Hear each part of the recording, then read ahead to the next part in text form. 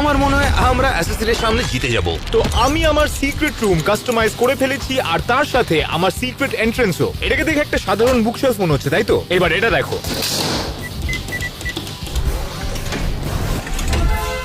এই জিনিসটা দেখতে কিন্তু ভীষণ ভালো লাগলো। তোমাদেরকে একটা রুম ট্যুর দিয়ে আসো। তোমরা দেখতেই পাচ্ছ এখানে সবকিছু সবুজ। এখানে আমার টিভি আছে, লাইটস, গেমস আর একটা মিনি হাল্ক প্লাশি, যাকে একদম আমার মতো দেখতে। অ্যাসাসিন আমাকে এখানে কখনো খুঁজে পাবে না। আমার সিক্রেট রুম তৈরি হয়ে গেছে। চলো দেখে কি আমার সিক্রেট রুম কিরম দেখতে। দেখো এখানে কত মজা আসছে। এখানে সবকিছু আছে যেগুলো আমার চাই। এখানে স্ন্যাক্স আছে,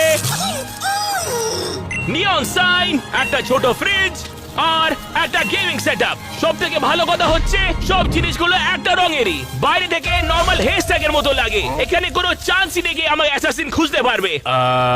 আশা করছি অ্যাসাসিন ছাদে গিয়ে কাউকে খুঁজবে না। এবার সময় এসছে অ্যালেনের রুম ট্যুরের। কি মনে হচ্ছে? তোমার সিক্রেট রুমে থেকে তো ভালোই না?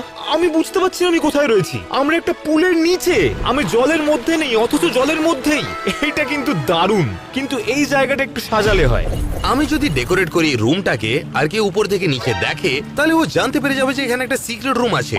কারণ কোন পুলের নিচে একটা টিভি থাকে? হ্যাঁ, এখন আমি আমার রুমটাকে বন্ধ করে দিয়েছি এবং আমার রুম ট্যুরে আপনাদের স্বাগত জানাই। আপনাকে স্বাগত জানাই আমার এই পিঙ্ক রুমে। এখানে একটা টিভি রয়েছে, আমি যদি বোর ফিল করি তাহলে সেটা দেখবো। একটা গিটার রয়েছে, আমার বন্ধু ছবি রয়েছে, কিছু পিঙ্ক কালারের সফট টয়েস রয়েছে, আর রয়েছে গার্লস পাওয়ারের এই বইটা। এখানে যা আছে সবকিছু পিঙ্ক, এমনকি ফ্রিজটাও। আমি ওই রুমটাকে কনভার্ট করে দিয়েছি একেবারে এই রুমে। এই চ্যালেঞ্জে আমি একমাত্র মেয়ে, তাড়াতাড়ি ধরা না পারি, তাই জন্য আরেকটা দেওয়াল লাগিয়ে আমি এর ভেতরে আরেকটা নকল সিক্রেট রুম বানাচ্ছি। হয়ে গেলেই আমি আপনাদের দেখাবো। আর সবার শেষে এখন সময় শনের রুম ট্যুরের।